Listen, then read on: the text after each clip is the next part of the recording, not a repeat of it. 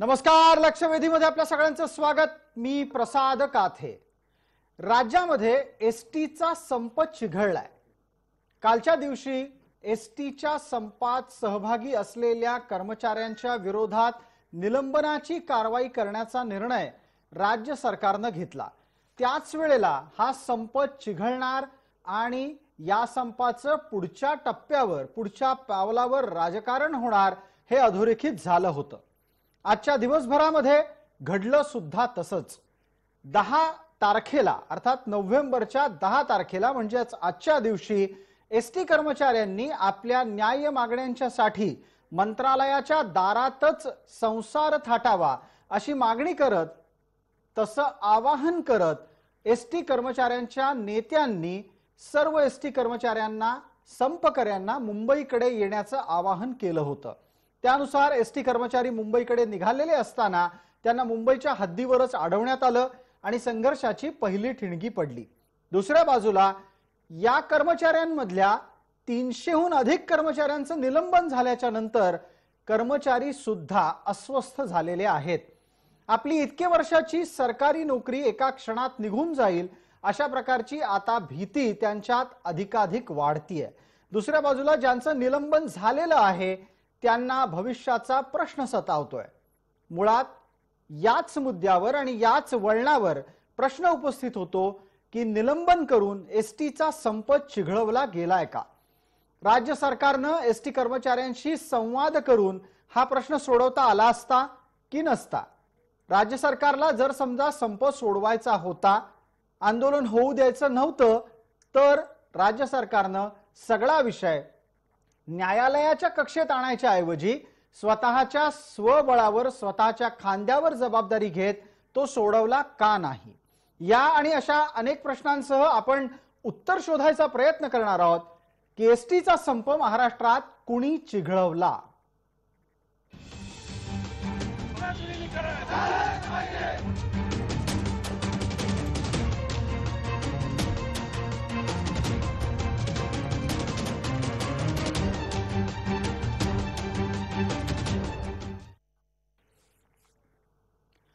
या चर्चेमध्ये आपल्या बरोबर सहभागी कोण होत आहेत त्या मान्यवरांचा मी आपल्याला पटकन परिचय करून देतो. आपल्या सोबत राजकीय भूमिका मांडण्याच्यासाठी 2 मंडळी आहेत. आपल्या सोबतचे 2 मान्यवर राजकीय आहेत ते शिवसेनेचे नेते किशोर तिवारीजी, त्याचबरोबर भारतीय जनता पार्टीचे प्रवक्ता प्रतिनिधी गणेश हाकेजी आहेत आपल्या सोबत. मात्र याच्या पलीकडे जाऊन जी मंडळी या सगळ्या आंदोलनाला खऱ्या अर्थानं आपल्या न्याय मागण्यांसाठी चालवतात ते एसटीचे संपकरी आपल्या सोबत आहेत. आपल्या सोबत ज्योत्स्ना गोटे आहेत. ज्योत्स्नाताई या निलंबित कर्मचारी आहेत. त्या निलंबित कर्मचाऱ्यांची भावना प्रखरपणे या कार्यक्रमामध्ये मांडतील. त्याचबरोबर आंदोलनकर्त्या दीपाली बावधनकर आहेत. या कर्मचारी एसटीच्या आत्ता आंदोलनात सहभागी झालेल्या आहेत. या दोन्ही मान्यवर व्यक्तींचं सुद्धा आपण चर्चेत स्वागत करू. माझा पहिला आणि थेट प्रश्न आत्ताच्या घडीला ज्योत्स्ना गोटे यांना आहे. ज्योत्स्नाताई, आपण निलंबित झालात, तुम्हाला या प्रकारच्या कारवाईची अपेक्षा होती का? आणि आता निलंबनाच्या नंतर तुम्ही पुढे काय करायचं ठरवलंय?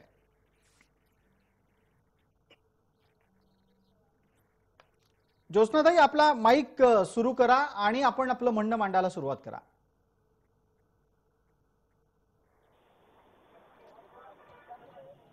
सर नमस्कार, मी ज्योत्स्ना गोटे यवतमाळ आगारमध्ये वाहक म्हणून कार्यरत आहे. जी सर, मला निलंबनाची नोटीस तर यांनी असं डायरेक्ट दिली नाही, पण इथल्या डेपोमध्ये बोर्डावर त्यांनी लावलेलं आहे. तर आम्ही 10 वर्षापासून, मी म्हणजे 11ची इथे अपॉइंटमेंट आहे माझी, आमचे पेमेंट इतके कमी आहेत सर, आम्ही म्हणजे घरात तडजोड करून करून थकून गेलेले आहे. म्हणून हा जो आमचा उद्रेक आहे हा आज आंदोलनाच्या मार्गातून इथे फुटलेला आहे. आणि आम्हाला सगळ्यांना जे आता इथे आमच्या यवतमाळमध्ये 12-13 लोकांना त्यांनी सस्पेंड केलेलं आहे प्रशासनाकडून. तसं घाबरत कोणी नाहीये, कारण इतकं म्हणजे आम्ही थिजून गेलेलो असं ऍडजस्टमेंट करता करता घरातली ते आर्थिक बाजू सांभाळता सांभाळता असं आम्हाला खूप कंटाळा येऊन गेलेला आहे. म्हणून आता आम्ही ठरवलेलं आहे की तुम्ही सस्पेंड करा, काही करा, पण आम्ही हा मार्ग आता सोडणार नाही. आम्हाला विलिनीकरण हवं आहे आमच्या महामंडळाचं. आम्हाला शासकीय कर्मचाऱ्याप्रमाणे आम्हाला पेमेंट हवे आहेत, त्या सुखसोयी हव्या आहे. इतका त्रास होतो एसटी मध्ये, एवढं आम्ही काम करतो, दगदग करतो, त्या मानाने आम्हाला काहीच पेमेंट नाहीये. परत आम्ही जेव्हा आता म्हणजे ज्योत्स्नाताई एकच मार्गाने मिनिट. आंदोलन करतो. ज्योत्स्नाताई, आपण असं म्हणता आहात की तुम्हाला अशा प्रकारच्या कारवाईची अपेक्षा होतीच, पण अशी कारवाई झाल्यानंतरही तुम्ही मागे हटायला तयार नाही आहात. मला पटकन पुढचा प्रश्न घेऊन जायचंय दीपालीताई बावधनकर यांच्याकडे. दीपालीताई, आपण आपल्या निलंबनाच्या साठी मानसिक तयारी आता केली आहे का? तुमच्या आसपास काय कारवाई होतीये? आणि जसं ज्योत्स्ना गोटे स्वतः म्हणाल्या की त्या आता मागे हटणार नाहीत, तुमचा संप सुद्धा तशाच रीतीनं पुढे चालू राहणार आहे का? आणि निलंबनाच्या कारवाईनंतर संपाला आणखीन धार आली आहे का? नमस्कार, मी दीपाली बावधनकर, सांगली आगारमध्ये गेल्या 10 वर्षापासून वाहक म्हणून काम करतोय. आज गेल्या 3 दिवसापासून महाराष्ट्रातले सर्व एसटी कर्मचारी हे जे संपात उतरलेले आहेत, त्याचं एकमेव कारण आहे की तुटपुंजा पगार जो एसटीत मिळतो त्याच्यावर घर चालवणं सगळ्यांना अवघड झालेलं आहे. कर्मचाऱ्यांना जे तुटपुंज वेतन मिळतं त्याच्यामुळे जवळपास आमच्यातल्या 38 कर्मचाऱ्यांनी आत्महत्या केलेली आहे. आणि ह्या सर्वांवर पर्याय म्हणून फक्त आमचं एसटीचं राज्य शासनात विलिनीकरण व्हावं ही एकच मागणी घेऊन आम्ही हा संप करत आहोत. आणि जर ह्या संपाची जर योग्य तो पर्याय जर सरकारने नाही काढला तर अजून किती आत्महत्या होतील, अजून किती जण याला बळी पडतील हे सांगू शकत नाही. आणि आता जिंको किंवा मरू आर पारची लढाई चालू झालेली आहे. आता निलंबन करा, बडतर्फ करा, डिसमिस करा, काहीही करा, पण आता हा संप माघार घेणार नाही कुणीही. हे एसटी कर्मचारी आता एवढे पेटून उठलेले आहेत, कारण आतापर्यंत फक्त अनाउन्समेंट होत होती स्टँडवर, प्रत्येक आगारातल्या प्रत्येक स्टँडवर एकच अनाउन्समेंट होत होती की खाजगी वाहनापासून, खाजगी एजंटपासून सावध राहा. तेच अधिकारी आता प्रत्येक आगारामध्ये खाजगी बसेसना, खाजगी ट्रॅव्हल्सना परवानगी देऊन आमच्या समोर आमचा संप शिजवण्यासाठी खाजगी वडापला सुद्धा आतमध्ये प्रवेश देऊन त्यांच्याबरोबर प्रवाशांची सोय करत आहेत. जी, प्रथम सर्व कर्मचाऱ्यांच्या आपण आणि ज्योत्स्ना गोटे दोघांनीही मांडलेल्या भूमिकेतून एक गोष्ट लक्षात येते आत्ताच्या घडीला, की आता शेंडी तुटोवा पारंबी या भूमिकेमध्ये एसटीचे कर्मचारी आहेत. एसटीचे कर्मचारी ज्यांनी आता आंदोलन सुरू केलेलं आहे ते कोणत्याही प्रकारे मागे हटायला तयार नाहीयेत. या सगळ्याच्या दरम्यान राजकीय भूमिका चर्चेत घेण्यापूर्वी महाराष्ट्राच्या मुख्यमंत्र्यांनी या एसटी कर्मचाऱ्यांना एक आवाहन केलंय, ते लक्षात घेणं गरजेचं आहे. कारण या आवाहनाच्या माध्यमातून महाराष्ट्राचे मुख्यमंत्री एसटी कर्मचाऱ्यांना सांगू पाहतायत की तुम्हाला कोणीतरी चिथवतंय, तुम्ही चिथवले जाऊ नका. मुख्यमंत्री काय म्हणतात ते आधी ऐकूयात, त्यानंतर आपण राजकीय चर्चेसाठी आपल्या सोबत असलेल्या किशोर तिवारी आणि गणेश हाके यांना प्रश्न विचारणार आहोत.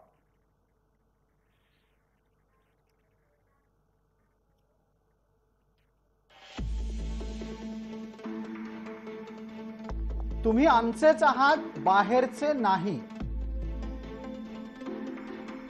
मागण्या मान्य करून दिलासा देण्यासाठी प्रयत्न सुरू आहेत. तोडग्यासाठी विशेष समिती नेमून काम सुरू झालंय. गोरगरीब सर्वसामान्य प्रवाशांना वेठीस धरू नका.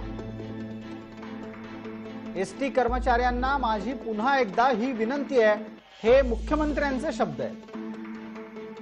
शासनाच्या प्रयत्नांना सहकार्य करा. आपल्या राजकीय पोळ्या भाजू नका असा इशारा सुद्धा त्यांनी संपकऱ्यांमधल्या नेत्यांना दिलाय.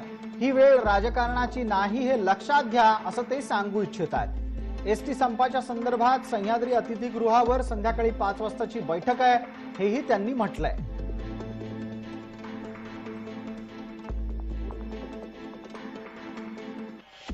चर्चेसाठी आपण आपल्या सोबतच्या मान्यवरांकडे परत येतोय. पहिला माझा मुद्दा आहे आता किशोर तिवारी यांना. किशोरजी, राज्याचे मुख्यमंत्री म्हणतात संप चिथवला जातोय.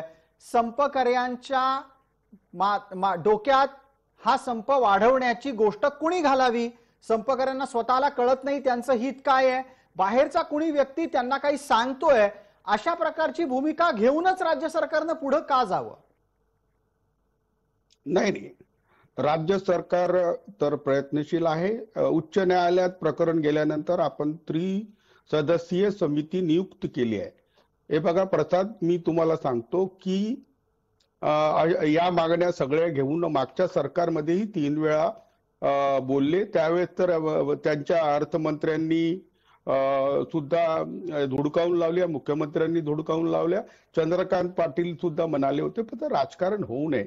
एक मी सांगतो तुम्हाला की ज्या यशवंतराव चव्हाणांच्या वेळेस एसटी सुरू झाली आणि एसटी गाव तेथे एसटी हा प्रवास सुरू झाला आणि महाराष्ट्रातील 90% जनता एसटीनेच प्रवास करायची. एसटीचा एवढा चांगला प्रवास सुरू असताना खाजगीकरणाच्या प्रक्रियेमध्ये एसटीचे 3 तेरा झाले. आज तर एसटीची अशी अवसानात गेलेली अवस्था आहे की मी दीपाली किंवा ज्योत्स्ना यांच्याशी सहमत आहे. काल मी दारव्हा येथे जाऊन चर्चा केली. मात्र आता त्रिसदस्यीय समिती आहे, मुख्यमंत्र्यांनी हस्तक्षेप केला आहे. एसटी कर्मचाऱ्यांच्या संपावर सरकार गंभीर झाली आहे. त्यांचा मुद्दा सुटला आहे. त्यांनी किती ताणून धर किशोरजी यातला एक मुद्दा आहे की माथी भडकवू नका, चिथावू नका अशा प्रकारचा शब्द हा राज्याच्या प्रमुखांच्या तोंडी का असावा? नाही, असं झालं की अनेक ठिकाणी अनेक कर्मचारी संघटनांनी म्हटलं होतं की आता मुख्यमंत्र्यांनी आव्हान करावं. आम्ही मुख्यमंत्र्यांकडून आव्हान आलं. त्रिसदस्यीय समितीची आज बैठक आहे. एक मोठी मागणी आहे की विलिनीकरण करा. आता विलिनीकरणाच्या प्रक्रियेत केंद्राची भूमिका फार मोठी आहे. 1950च्या या वाहतुकीच्या कायद्याप्रमाणे ट्रान्सपोर्टच्या केंद्र सरकारची परवानगी लावल्याशिवाय हे सरकारी कर्मचारी होत नाही. अखिल भारतीय स्तरावर प्रत्येक राज्याचे परिवहन महामंडळ आहेत. एकच मिनिट, पण आता किशोरजी एकच मिनिट, आपण असं सांगताय ना की याच्यामध्ये केंद्राची भूमिका महत्वाची आहे. आपल्याला खरं तर गणेश हाके याची सवय झाली असावी, आला अंगावर ढकललं केंद्रावर. मला दुसरा मुद्दा यात आणखीन घ्यायचा आहे, तो असा आहे की राज्यात ज्या पद्धतीनं विलिनीकरणाची अपेक्षा व्यक्त केली जाते त्याच प्रकारच्या मागणीच्या अनुषंगानं विविध इतर राज्यांमधल्या सुद्धा परिवहन कर्मचाऱ्यांनी आंदोलनं केली. अनेक राज्यांमध्ये ते विलिनीकरण झालंय. महाराष्ट्रात विलिनीकरण करायचं असलं की जबाबदारी केंद्राची आणि भूमिका केंद्राची कशी काय असू शकते? गणेश हाके, आपलं उत्तर आहे का यावर? नाही, मी प्रसादजी मुळात आमचे मित्र तिवारी साहेबांना विनंती करून म्हणजे सांगू शकतो की विनंती करतो त्यांना की कृपा करून की विनाकारण तुम्ही हा विषय केंद्राकडे म्हणजे तुम्ही ढकलू नका. मुळात हे महाराष्ट्र स्टेट जे परिवहन महामंडळ जे आहे ते हे महाराष्ट्र राज्याच्या कायद्यानं स्थापन झालेलं हे महामंडळ आहे. आणि मला सांगा की असं महामंडळ हे अनेक महामंडळ आहेत आणि याची कुठल्याही प्रकारची जबाबदारी केंद्राच्या संबंधित नाही आहे. हे राज्य सरकारच्या महामंडळाचे हे कर्मचारी आहेत, तेव्हा त्यांची पूर्णपणे जबाबदारी ही राज्य सरकारची आहे. तेव्हा माझी विनंती तिवारी साहेबांना एवढीच आहे की कृपा करून कुठल्याही गोष्टीला जसं आता प्रसादजी म्हणाले तसं काही म्हटलं की केंद्रावरती, काही म्हटलं की दुष्काळ पडला का केंद्रावरती बोलावं लागेल. नाही, ऐकून घ्या जी. नाही, माझं बोलणं होईल सर. माझं असं म्हणणं आहे की विलिनीकरणाच्या संदर्भामध्ये माझं असं म्हणणं आहे की ज्या पद्धतीनं संप महाराष्ट्रामध्ये सुरू आहे, आता मला सांगा की आज किती दिवसानंतर आज मुख्यमंत्र्यांनी तोंड उघडलेले आहे, बोलायला लागले की त्या संदर्भात समिती, मला सांगा इतके दिवस लागले समिती नेमायला, 3 सदस्य IAS ऑफिसरांची समिती नेमायला इतके दिवस काय लागले हो साहेब? म्हणजे माझं म्हणणं की या पद्धतीनं किशोरजी हा अत्यंत आत्ताच्या घडीला संपकऱ्यांच्या मनातला सुद्धा प्रश्न आहे. पहिली गोष्ट, संप सुरू होऊन इतके दिवस झाल्यानंतर मुख्यमंत्र्यांनी प्रतिक्रिया का द्यावी?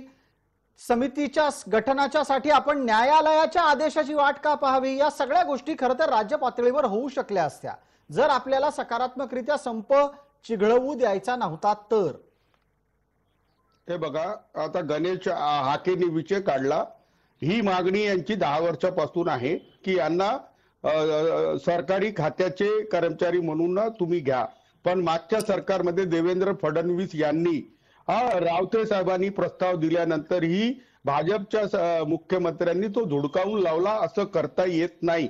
आणि याला अर्थमंत्री सुधीर मुनगंटीवारनी सुद्धा स्पष्ट केलं होतं की आम्ही एसटी कर्मचाऱ्यांना सरकारी कर्मचारी मानणार नाही. आता ही गोष्ट आहे. दुसरं हे म्हणाले की दोन्ही सदनामध्ये हा विषय येईल, त्याला वेळ लागेल. मी ज्योत्स्नाताई आणि दीपिकाला सांगतो की तुमच्या मागण्याचे पडसाद पडले आहे आणि आमच्यासारखे काल मी एसटीच्या कर्मचाऱ्यांच्या आंदोलनाच्या बहुतेक यवतमाळ जिल्ह्याच्या मंडपांना मी भेट दिली आहे आणि मी तुमच्या सोबत आहे.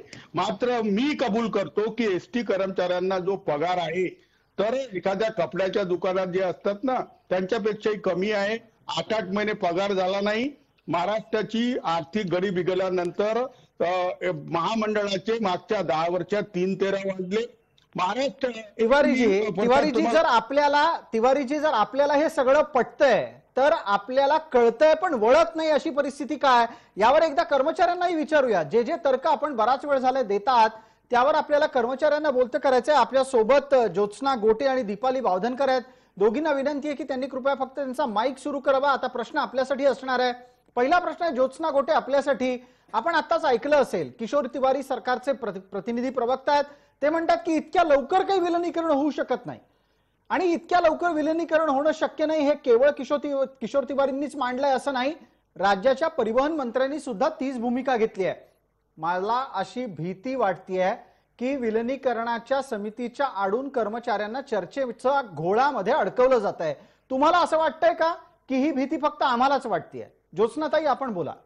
नाही सर, बरोबर आहे. कारण 2017 मध्ये पण एक समिती गठीत करण्यात आली होती आम्हाला पेमेंट वाढ करण्यासाठी. आमचं हे जे आहे आमचं आर्थिक स्थैर्य करा, त्या समितीचा अजून पण अहवाल नाही आला. तर आता हे असंच करणार की काहीतरी समिती गठीत करतील, मग आम्हाला सांगतील आम्ही त्याचा रिझल्ट घेऊ, मग असं घेऊ, मग असे घोळ ठेवतील. मग आम्ही पुन्हा आमच्या कामात राहतो, आमचा पुन्हा त्रास सुरून जातो आमचा कौटुंबिक, आणि बस हे असं राहते. आता आम्हाला इथे म्हणजे आम्हाला जोपर्यंत आता विलिनीकरण देत नाही बस आम्ही आता उठत नाही. कारण आम्हाला गव्हर्नमेंटवर विश्वास राहिलेला नाही. हे असे आश्वासन आम्हाला खूप देण्यात आलेले आहे आणि याच्या आधी झालंच नाही. आता तिवारी सर जे म्हणत आहे आमची परिस्थिती अशी आहे तशी आहे, मग सरांना मी तेच विचारते ना, मग आम्ही कसं जगायचं सर सांगा. आणि विलिनीकरण जे म्हणत आहे ना की शक्य नाहीये, आता सर 1-2 महिन्याच्या आधी आपल्या इथे नक्की मला आकडा नाही माहित 25-26 काहीतरी महामंडळ आहे, 30 महामंडळ, त्याच्यापैकी सगळ्या महामंडळाचं विलिनीकरण शासनात केलंय. फक्त आमचं एक महामंडळ सोडलेलं आहे त्यांनी. आपण 2 मुद्दे प्रामुख्याने मांडलेत की राज्य सरकारनं इतर अनेक महामंडळाच्या कर्मचाऱ्यांना राज्य सरकारच्या सेवेमध्ये सामावून घेतलं, एसटीच्या बाबतीत मात्र वेगळा न्याय लावला. आता किशोरजी, हा अशा प्रकारचा दुजाभाव राज्य सरकार करू शकतं का? राज्य सरकारने सगळ्यांना एकसारखं वागवलं पाहिजे. नक्की एसटीच्या कर्मचाऱ्यांना राज्य सरकारच्या सेवेत सामावून घ्यायला अडचण निर्माण करणारा झारीतला शुक्राचार्य कोण? नाही, एक गोष्ट मी सांगतो. काही महामंडळ म्हणजे 26 महामंडळ संदर्भहीन झाली होती. तिथल्या कर्मचाऱ्यांना आपण शासकीय सेवेत घेऊन ती फक्त नेत्यांच्या पुनर्वसनासाठी होती, त्यांना बंद करून टाकलं. तो चांगला निर्णय होता.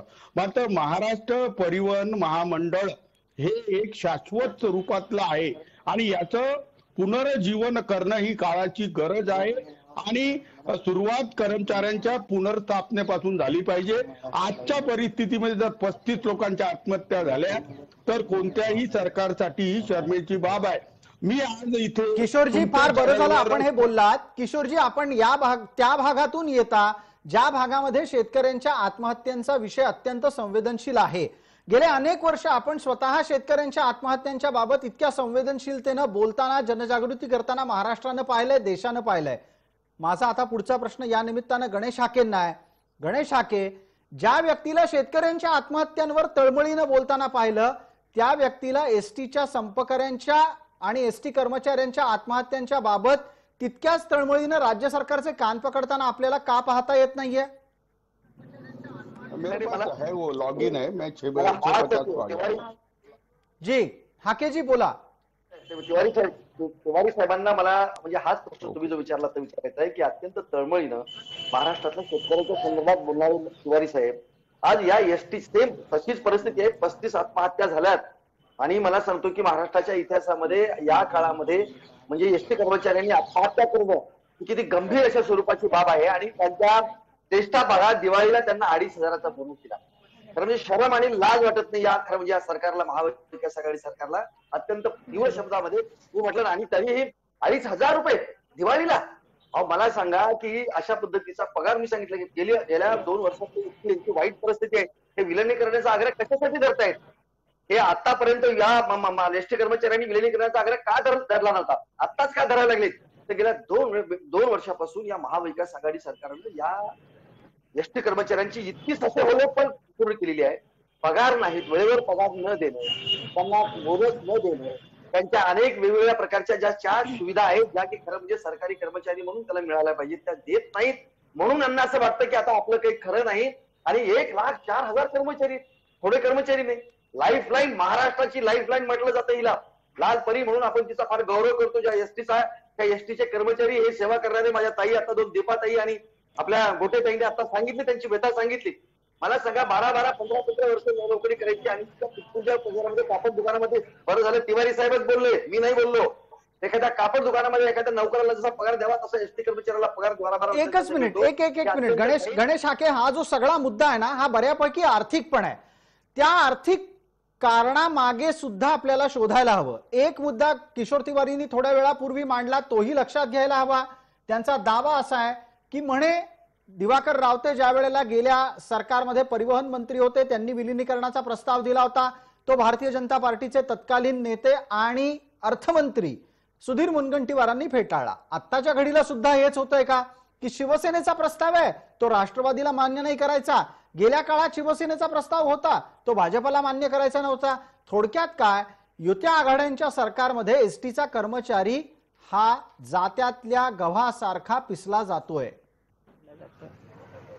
नाही बघा प्रसादजी, जी तिवारी साहेबांनी जी माहिती दिली ती मला असं वाटतं की ती माहिती चुकीची माहिती आहे. आमच्या भाजपच्या सरकारनं तो प्रस्ताव फेटाळलेला नाही. त्या संदर्भामध्ये तुम्हाला सांगतो की त्यावेळेला विलीकरणाची मागणी केली होती आणि त्याच्या संदर्भामध्ये माननीय मुख्यमंत्री देवेंद्र फडणवीस यांनी सकारात्मक स्वरूपाचं, अशा स्वरूपाचं आपलं मत व्यक्त केलं होतं. आणि या दृष्टिकोनातून, ज्या पद्धतीची विलीनीकरणाच्या दृष्टिकोनातून करत असताना सगळ्याच गोष्टी की मग ते कर्मचाऱ्यांना, त्यांना विलीनीकरण करायचं असेल तर कुठल्या पद्धतीच्या, कशा पद्धतीने करावं लागेल, त्यांना कशा पद्धतीने म्हणजे आपल्या सामावून घेण्याच्या दृष्टिकोनातून, मग आर्थिक भार, या सगळ्या गोष्टीच्या संदर्भामध्ये सरकार त्यावेळेला विचार करत होतं. त्यावेळेला विचार सुरू होतात.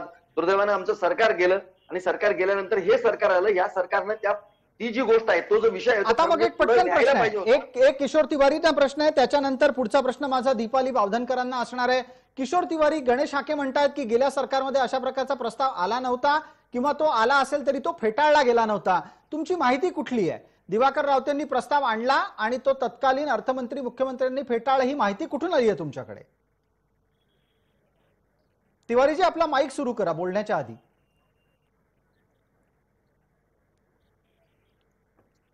किशोरजी बोला. किशोरजी, अजूनही आपला माईक सुरू झालेला नाहीये. आता आवाज होतोय? जी आता येतोय, बोला. हा, आता काय झालं होतं की मी गणेश असा बोलत होता, पण ज्योत्नाताई गोटे हे कर्मचारी संघटनेच्या नेत्याच आहेत. त्यांना माहित आहे 2017 मध्ये यांनी समितीच्या शिफारसी सरकारने नाकारल्या ही गोष्ट आहे. आता विरोधी पक्षात जाऊन तुम्ही कर्मचाऱ्याचे हितकर्ते झाले आहात, तर मागच्या 5 वर्षात 4 वेळा तुमच्या कार्यकाळात 4 वेळा संप झाला. मात्र मी राजकारणाच्या बाहेर जाऊन बोलतो की एसटी कर्मचाऱ्याचे सध्याच्या ज्या मागण्या आहेत त्या रास्त आहेत. त्याच्यामध्ये सध्या जी विलिनीकरणाची मागणी आहे ती तांत्रिक दृष्ट्या विधिमंडळात मंजूर करून घ्यावी लागेल. कारण याच्यावर सरकारला आता पगाराचाच मुद्दा घेतला तर 1000 कोटी पर महिना म्हणजे 12,000 कोटीचं वार्षिक सरकारवर लोड येईल. आणि सनदी अधिकारी आता आज बसणार आहे, मला वाटते याच्यावर तोडगा निघणार आहे. मात्र ज्या परिस्थितीमध्ये संप झाला तो दुर्भाग्यपूर्ण आहे. आणि एसटी कर्मचाऱ्यांच्या समस्या, प्रवाशांचे होणारे हाल आणि राजकारणी लोकांच्या पोळ्या चटण्याचे धंदे याला धरून मुख्यमंत्र्यांनी म्हटलं आहे की आपण आमच्या सोबत राहा, आम्ही तुमच्या सोबत आहोत. अगदी आपण असं सांगू पाहताय किशोर तिवारी, आपण असं सांगू पाहताय की राज्य सरकार हे कर्मचाऱ्यांच्या पाठीशी आहे. जाता जाता आपण या पहिल्या टप्प्यात थांबण्यापूर्वी पटकन दीपाली बावधनकर यांना विचारू. दीपाली ताई, हे सरकार येऊन आता जवळपास 2 वर्ष होत आलेली आहेत. महाराष्ट्रामध्ये मवियाचं बळजबरीनं आलेलं हे सरकार आपण सगळेजण अनुभवतोय. तुम्हाला या 2 वर्षात कधीतरी असं वाटलं का की हे सरकार तुमच्या पाठीशी आहे आणि जसे दावे इथे किशोर तिवारी करतायत त्यांना तुमच्या दुःखाशी, वेदनेशी काही घेणं देणं आहे, हे असं या सरकारचं वागणं 2 वर्षात तुम्हाला अनुभवता आलं का? गेल्या 2 वर्षापासून एसटीची एवढी हालत झाली कारण गेल्या 2 वर्षापासून कोरोनासारख्या महाभयंकर महामारीमध्ये सुद्धा सर्व क्षेत्रातले सर्व कामं व्यवहार बंद असताना सुद्धा एसटीला अत्यावश्यक सेवा म्हणून गणलं. एसटी ही अत्यावश्यक सेवामध्येच गणली जाते आणि त्या काळात सगळं बंद असताना सुद्धा एसटी कर्मचारी हा कामावर गेला, कारण अत्यावश्यक सेवा म्हणून एसटीला मान्यता दिली. सर्व कामाच्या वेळेला, अत्यावश्यक सेवेच्या वेळी, संकटाच्या वेळी जर एसटीला तुम्ही अत्यावश्यक सेवा म्हणून मानता, सरकारी मानता, तर मग आमचं वेतन देताना आम्हाला शासनात विलिनीकरण करताना आमच्यात हा मतभेद का केला जातो, हा दुजाभाव का केला जातो? कारण प्रत्येक संकटाच्या वेळी ही लाल परी धावून येते. खेडापाडी सगळीकडे जाताना तर लहान मुलांच्या शिक्षणासाठी म्हणा, मुलांचे पास काढून देतात. ज्येष्ठ नागरिक असतात, अपंग लोक असतात, सर्वांच्या सोयीसाठी ही एसटी कार्यरत असते. सर्व कर्मचारी कुठलंही संकट न बघता स्वतःच्या जीवावर उदार होऊन जर हे एसटी कर्मचारी काम करत आहेत, तर त्यांच्याबद्दल ह्या सरकारमध्ये जरा सुद्धा ह्याची भावना का येत नाही की ह्यांचा पण पगार वाढला पाहिजे, ह्यांना पण शासनात विलीन केलं पाहिजे, असं त्यांना का वाटत नाही? बिलकुल, या सगळ्या प्रश्नांची आपण उत्तरं घेणार आहोत. दीपालीताई आपण आणि त्याचबरोबर ज्योत्स्नाताई आपण अशा जोडलेल्या राहा. किशोर तिवारी, गणेश हाके, आपल्या दोघांनाही विनंती आहे, आपण एक छोटीशी विश्रांती घेतोय, लगेचच परत येतोय. सर्व प्रेक्षकांना विनंती, लक्षवेधीच्या दुसऱ्या भागासाठी आपण काही क्षणात परत येण्याची वाट पाहूया.